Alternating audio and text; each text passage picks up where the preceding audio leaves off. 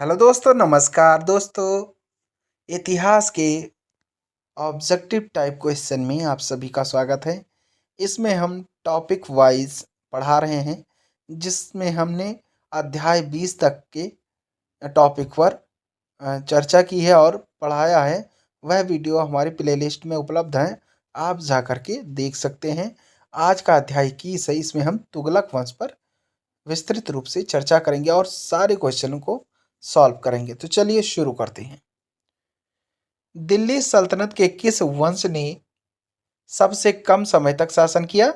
तो खिलजी वंश ने सबसे कम समय तक शासन किया था। ऑप्शन ए सही हो जाएगा। कथन से संबंधित क्वेश्चन दिया हुआ है। मोहम्मद बिन तुगलक दिल्ली छोड़ने के बाद 2 वर्षों तक स्वर्ण द्वारी नामक शिविर में रहा। कारण है, उस समय दिल्ली एक प्रकार के प्लेग से बर्बाद हो गई थी और बहुत से लोग मर गए थे। तो इसका जो सही आंसर हो जाएगा, ए और आर दोनों सही हैं और आर ए का सही स्पष्टीकरण है, इसलिए ए ऑप्शन सही हो जाएगा। नेक्स्ट क्वेश्चन है, निम्न कथनों पर विचार कीजिए। कथन दिया हुआ है, मोहम्मद तुगलक की प्रतीक मुद्रा योजना असफल सिद्ध हुई। कारण है, मोहम्मद तुगलक का मुद्रा निर्गमन पर उचित नियंत्रण नहीं था। सही उत्तर का चयन जो है नीचे दिए गए कूट से कीजिए। तो कूट दिया हुआ है, ए और आर दोनों सही हैं और आर सही व्याख्या है ए की। तो यही आपका सही आंसर हो जाएगा, इसलिए ऑप्शन ए जो दिया हुआ है वह राइट आंसर है। दीवाने अमीर कोही नामक पृथक कृषि विभाग की स्थापना दिल्ली के किस सुल्तान ने की थी? तो दिल्ली के जो है वह मोहम्मद बिन तुगलक ने की थी। कौन किए थे? मोहम्मद बिन तुगलक ने किए थे। अगला प्रश्न है, मोहम्मद तुगलक ने दीवाने कोही नामक एक नए विभाग का सृजन किया। इसका मुख्य कार्य था? तो इसका मुख्य कार्य प्रति भूमि को कृषि योग्य बनाना। ऑप्शन ए आपका सही आंसर हो जाएगा। नेक्स्ट क्वेश्चन है, मोहम्मद बिन तुगलक के अंतर्गत दीवाने अमीर कोही किस विभाग की देखभाल करता था? तो वह जो है कृषि की उन्नति विभाग की देखभाल करता था। मोहम्मद बिन तुगलक ने कृषि के विकास के लिए किस एक नए विभाग का आरंभ किया था? तो वह जो है दीवाने कोही के नए विभाग का आरंभ किया था। दिल्ली के किस सुल्तान ने एक पृथक कृषि विभाग की स्थापना की थी एवं फसल चक्र की योजना बनाई थी? तो वह जो है मोहम्मद बिन तुगलक ने बनाई थी। ऑप्शन डी आपका सही आंसर हो जाएगा। मोहम्मद तुगलक के अंतर्गत दीवाने कोही का विभाग किस तरह के कार्य की देखरेख करता था? तो वह जो है कृषि कार्य की देखरेख करता था। निम्नलिखित सुल्तानों में से किसने कृषि के विकास के लिए निर्धन किसानों की तकादी बांटी, जिसे सोनधर कहते थे? तो यह जो है इसका right answer option C Mohammad bin Tughlaq हो जाएगा। मोहम्मद तुगलक के प्रशासन में दीवाने कोही किस प्रकार का विभाग था? तो यह जो है कृषि विभाग था। अगला प्रश्न है, दिल्ली में दौलताबाद राजधानी के स्थानांतरण का आदेश दिया था। तो किसने आदेश दिया था? सुल्तान मोहम्मद बिन तुगलक ने आदेश दिया था। मोहम्मद बिन तुगलक अपनी राजधानी दिल्ली से ले गया, तो कहां पर ले गया? दौलताबाद ले गया। नेक्स्ट क्वेश्चन है, इब्न बतूता की भारत यात्रा किस शासक के काल में हुई है? तो इब्न बतूता की भारत यात्रा वह जो है मोहम्मद बिन तुगलक के शासनकाल में हुई है, इसलिए ऑप्शन ए आपका सही आंसर हो जाएगा। नेक्स्ट क्वेश्चन है, मूर देश का यात्री इब्न बतूता किसके शासनकाल में भारत आया था? तो वह जो है मोहम्मद बिन तुगलक के शासनकाल में भारत आया था। इब्न बतूता जो प्रसिद्ध अरब विद्वान एवं यात्री थे, किसके शासनकाल में भारत आए थे? तो यह जो है मोहम्मद बिन तुगलक के शासनकाल में भारत आए थे। अब नेक्स्ट क्वेश्चन है 17 नंबर आपकी स्क्रीन पर। क्या कह रहा है? इब्न बतूता कहाँ का यात्री था? तो इब्न बतूता वह जो है अफ्रीका का यात्री था, इसलिए ऑप्शन ए आपका सही आंसर हो जाएगा। इतिहासकार बदायूनी ने किसकी मृत्यु पर कहा था कि सुल्तान को अपनी प्रजा से और प्रजा को सुल्तान से मुक्ति मिल गई है? तो यह जो है मोहम्मद बिन तुगलक ने कहा था। राजा को अपनी प्रजा से मुक्ति मिली और प्रजा को अपने राजा से, किसके निधन पर बदायूनी ने कहा था? तो यह जो है मोहम्मद बिन तुगलक ने की मृत्यु पर कहा था। अगला है, किसने कहा था कि अभी दिल्ली दूर है? तो यह जो है निजामुद्दीन औलिया का कथन है। किसका कथन है? निजामुद्दीन औलिया का कथन है। दिल्ली के किस मुस्लिम शासक के निधन पर एक इतिहासकार ने कहा राजा को प्रजा से मुक्ति मिली और उन्हें राजा से? तो यह जो है मोहम्मद बिन तुगलक ने कहा था। यह कई टाइप्स के क्वेश्चन बनाए गए हैं, उत्तर तो आपका सेम है लेकिन पूछने का तरीका अलग अलग है, इसलिए आपको ये सब चीज़ें ध्यान में रख करके पढ़नी होगी। अगला प्रश्न है, हुनूज दिल्ली दूर अस्त कथन आप किस सूफी संत से संबद्ध करते हैं? तो यह जो है सी निजामुद्दीन औलिया से। दिल्ली के किस सूफी संत से यह प्रसिद्ध कथन संबंधित है? हनूज दिल्ली दूरस्त, यानी अभी दिल्ली दूर है। तो यह किसने कहा? निजामुद्दीन औलिया ने। दिल्ली अभी दूर है, यह चेतावनी किस सुल्तान की थी? तो यह जो है गयासुद्दीन तुगलक की थी। कौन सा सुल्तान अपने समकालीन संत निजामुद्दीन औलिया को शत्रु मानता था? तो शत्रु जो है वह गयासुद्दीन तुगलक मानता था। किसको? निजामुद्दीन औलिया को। दिल्ली सल्तनत का सर्वाधिक विद्वान शासक जो खगोल शास्त्र, गणित एवं आयुर्विज्ञान सहित अनेक विद्याओं में माहिर था, कौन था? वह मोहम्मद बिन तुगलक था। निम्नलिखित में से किस सुल्तान से निजामुद्दीन औलिया ने भेंट करने से इनकार कर दिया था? तो वह जो है गयासुद्दीन तुगलक से भेंट करने से इनकार कर दिया था। नेक्स्ट क्वेश्चन है, निम्नलिखित सुल्तानों में से किसका जैन विद्वानों से घनिष्ठ संबंध था? तो वह जो है मोहम्मद बिन तुगलक का जैन विद्वानों से घनिष्ठ संबंध था, इसलिए ऑप्शन डी आपका सही आंसर हो जाएगा। निम्नलिखित सुल्तानों में से किसने जिन प्रभु सूर्य से आधी रात तक बातचीत की? तो वह जो है मोहम्मद बिन तुगलक ने। निम्न में से किस राजवंश के अंतर्गत विजारत का चरमोत्कर्ष हुआ? तो यह जो है इसका राइट आंसर तुगलक हो जाएगा। उस जैन संत का क्या नाम था जिसके साथ मोहम्मद बिन तुगलक ने विचार विमर्श किया था? तो उस जो है क्या नाम था? जिन प्रभु सूरी नाम था।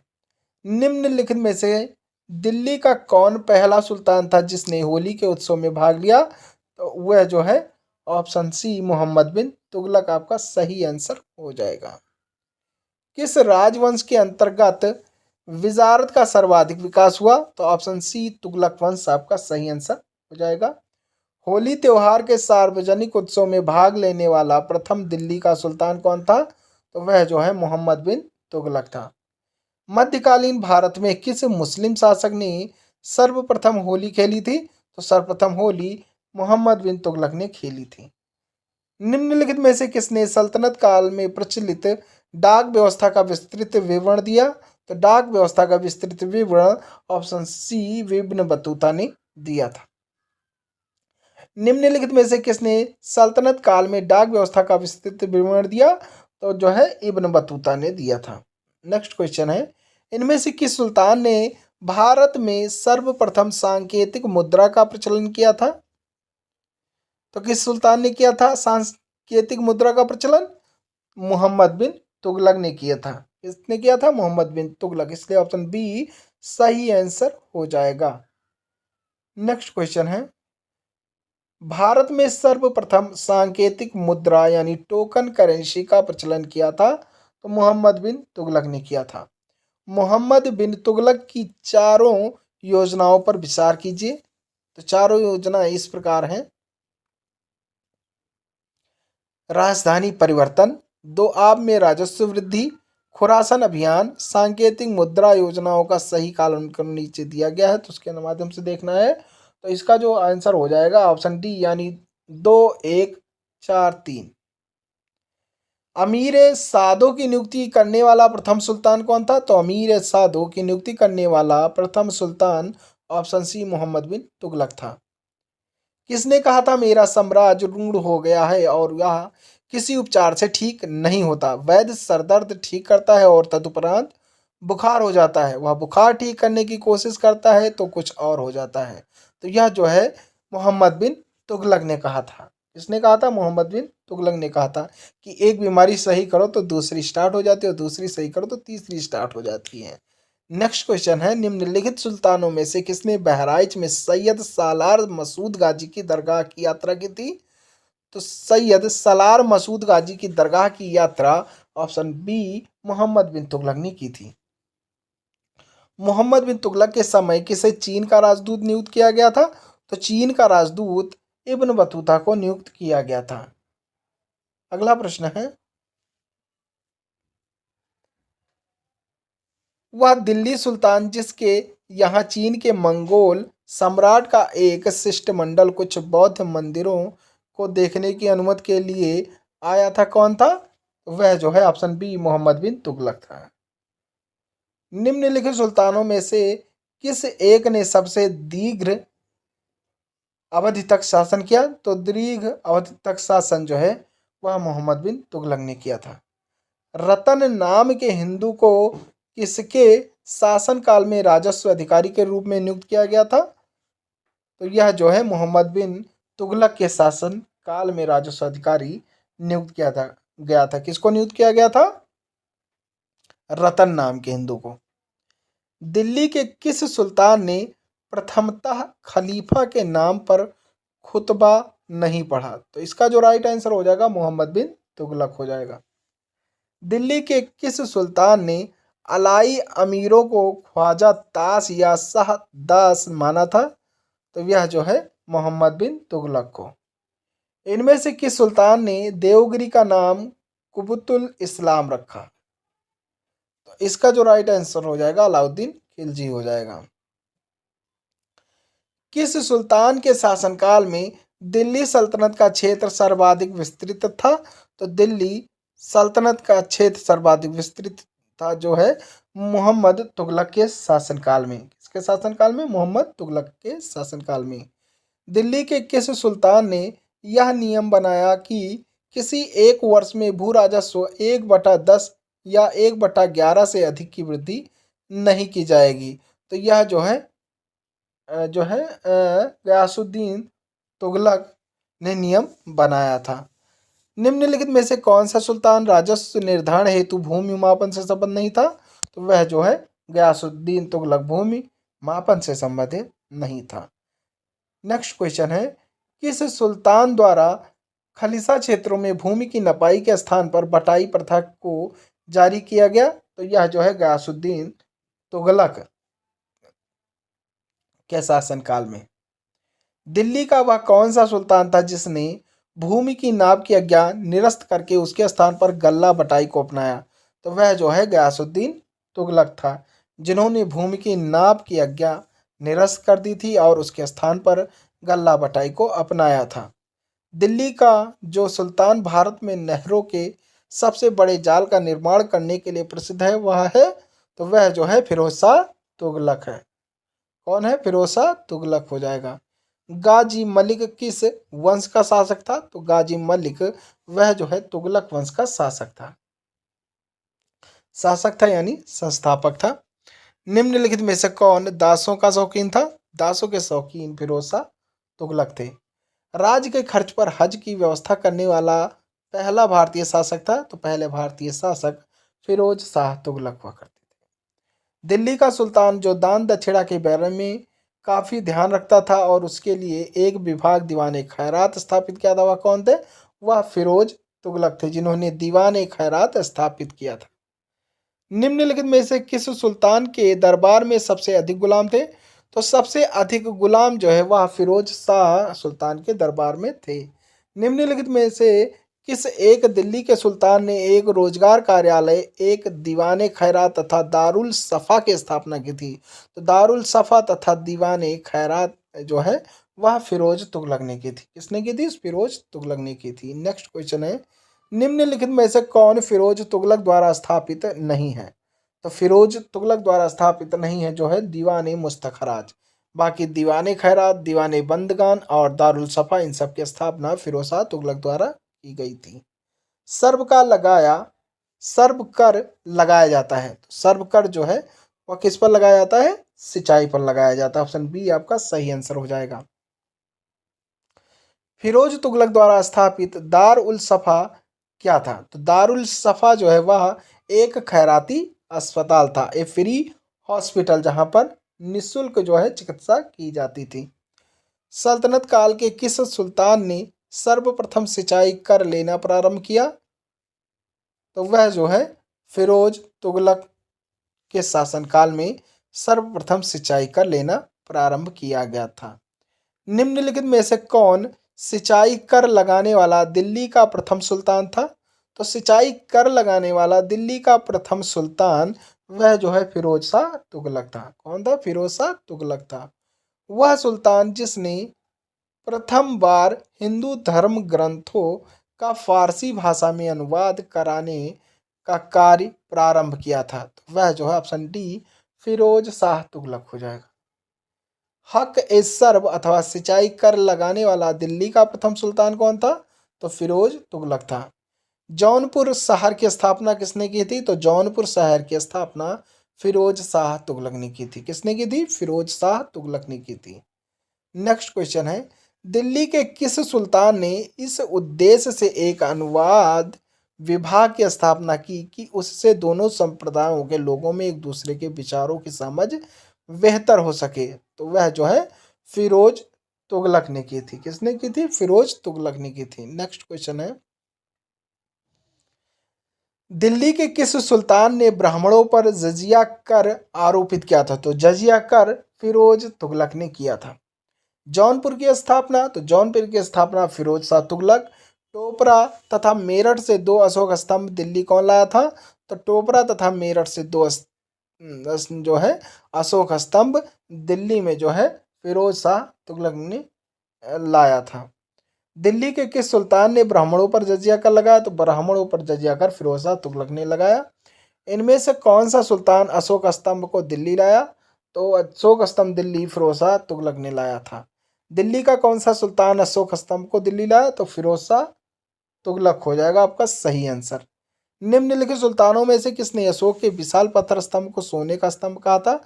तो अशोक के विशाल पत्थर स्तंभ को सोने का स्तंभ जो है वह फिरोज शाह तुगलक ने कहा था। इसने कहा था? फिरोज शाह तुगलक ने कहा था।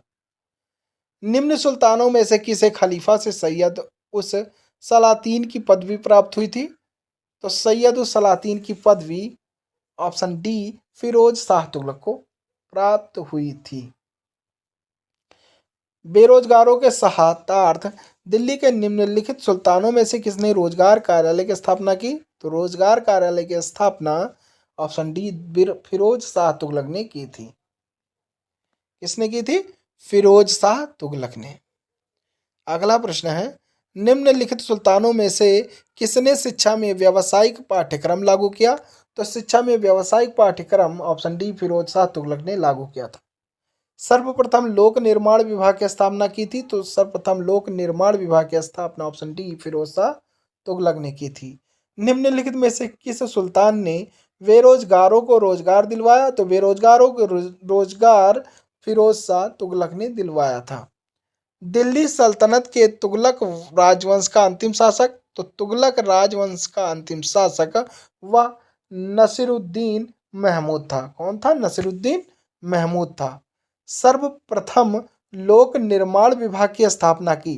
तो सर्वप्रथम लोक निर्माण विभाग की स्थापना ऑप्शन सी फिरोज शाह तुगलक ने की। किसने की? फिरोज शाह तुगलक ने की। तैमूर लंग ने किस वर्ष भारत पर आक्रमण किया? तो वह जो है ऑप्शन बी 1398 ईस्वी में भारत पर आक्रमण किया था। किसने आक्रमण किया था? तैमूर लंग ने किया था। तैमूर ने किसके काल में भारत पर आक्रमण किया और दिल्ली को लूटा? तो यह जो है नसीरुद्दीन महमूद के कार्यकाल में। किसके कार्यकाल में? नसीरुद्दीन महमूद के कार्यकाल में। कब किया था? 1398 में। निम्नलिखित किस सल्तनत के शासक ने प्रशासन में स्वयं घूसखोरी को प्रोत्साहित किया था? तो यह जो है फिरोज तुगलक ने किया था। किसने? फिरोज तुगलक ने किया था। नेक्स्ट क्वेश्चन है, सल्तनत काल में फवाजिल का अर्थ था? तो फवाजिल का अर्थ इक्तादारों द्वारा सरकारी खजानों में जमा की जाने वाली अतिरिक्त राशि। निम्नलिखित में से किसकी रचना का श्रेय स्वयं सुल्तान फिरोज शाह तुगलक को दिया जाता है? तो फुतुहात ए फिरोज शाही की रचना का श्रेय स्वयं सुल्तान फिरोज शाह तुगलक को दिया जाता है। वह कौन शासक था जिसने एक सैनिक निरीक्षक लिपिक को घूस देने के लिए सोने का एक सिक्का दिया था? तो वह जो है फिरोज तुगलक था। सुल्तान फिरोज तुगलक के खुतबे में सबसे पूर्ववर्ती सुल्तानों के नाम सम्मिलित थे। निम्नलिखित नामों में से कौन सा एक मात्र अपवाद था? तो वह जो है कुतुबुद्दीन ऐबक जो था वह अपवाद स्वरूप था। इनमें से कौन सी किताब स्वयं सुल्तान फिरोज शाह तुगलक द्वारा स्वयं लिखी गई थी? तो फुतुहात फिरोज शाही, यह जो है फिरोज शाह तुगलक द्वारा स्वयं लिखी गई पुस्तक थी। ससगनी चांदी का एक छोटा सिक्का था जो बराबर था, किसके बराबर था? 6 जीतल के बराबर था। इसलिए ऑप्शन बी आपका सही आंसर हो जाएगा। फिरोज शाह तुगलक ने उपज का 1/10 भू राजस्व के रूप में वसूल किया। तो यह जो है उसरी भूमि से, ऊसर टाइप के होते हैं यहाँ पर कुछ चीजें नहीं होती हैं। दिल्ली के किस सुल्तान ने सर्वप्रथम मुस्लिम स्त्रियों को दिल्ली के बाहर स्थित मज़ारों पर जाने पर प्रतिबंध लगा दिया? तो यह जो है फिरोज तुगलक ने लगा दिया था। किसने लगा दिया था? फिरोज शाह तुगलक ने। निम्नलिखित में से किस राजवंश के सुल्तानों ने सामान्यतः खलीफा के नायब के रूप में अपना नाम सिक्कों पर अंकित करवाया था? तो ऑप्शन सी तुगलक हो जाएगा। निम्नलिखित में से कौन सा कथन सही नहीं है? फिरोज शाह तुगलक ने जौनपुर नगर की स्थापना की, सही है। फिरोज शाह तुगलक ने दारुल सफा स्थापित किया, सही है। फिरोज शाह तुगलक ने दासों के रख रखाव के लिए दीवाने एबंदगान स्थापित किया, बिल्कुल सही है। फिरोज शाह तुगलक ने अपनी आत्मकथा लिखी थी, बिल्कुल सही है। इसमें से चारों क्वेश्चन आपके सही जाते हैं, बिल्कुल राइट है, चारों क्वेश्चन आपके सही हैं। नेक्स्ट क्वेश्चन है, इतिहासकार जियाउद्दीन बर्नी के अनुसार दिल्ली का आदर्श सुल्तान था? तो दिल्ली का आदर्श सुल्तान फिरोज शाह तुगलक था। फिरोज तुगलक ने जागीर प्रथा का पुनरुत्थान किया था, ऑप्शन बी आपका सही आंसर हो जाएगा। किस वंश के सुल्तानों ने सबसे अधिक समय तक देश में राज किया? तो वह जो है ऑप्शन डी तुगलक वंश के सुल्तानों ने सबसे अधिक समय तक देश में राज किया था।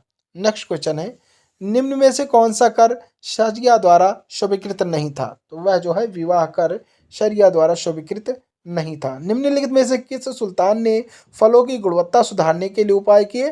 तो वह जो है फिरोज तुगलक ने फलों की गुणवत्ता सुधार के लिए उपाय किए थे। खिज्र खां द्वारा स्थापित राजवंश को सैयद राजवंश के नाम से जाना जाता है क्योंकि उसने उसके उत्तराधिकारियों ने सैयद उपाधि धारण की। खिज्र खां पूर्वी तुर्किस्तान के सैयद कबीले से संबंधित था, या फिर खिज्र खां पैगंबर मोहम्मद का राजवंश था, या फिर वह इस्लामी धर्म दर्शन का विद्वान था। तो खिज्र खां द्वारा स्थापित राजवंश को सैयद राजवंश के नाम से जाना जाता है क्योंकि खिज्र खां पैगंबर मोहम्मद का वंशधार था। ऑप्शन सी आपका सही आंसर हो जाएगा। तो अगले प्रैक्टिस सेट में हम लोग देखेंगे सैयद एवं लोधी वंश। इसके लिए आप हमारे चैनल को सब्सक्राइब कर बेल आइकन प्रेस कर दें, जिससे कि हमारे वीडियो डालते ही आपको नोटिफिकेशन मिल सके। तो अगर अभी तक आपने हमारा चैनल सब्सक्राइब नहीं किया है तो प्लीज़ इसे सब्सक्राइब कर लीजिएगा। तो चलिए, थैंक यू। जय हिंद, जय भारत।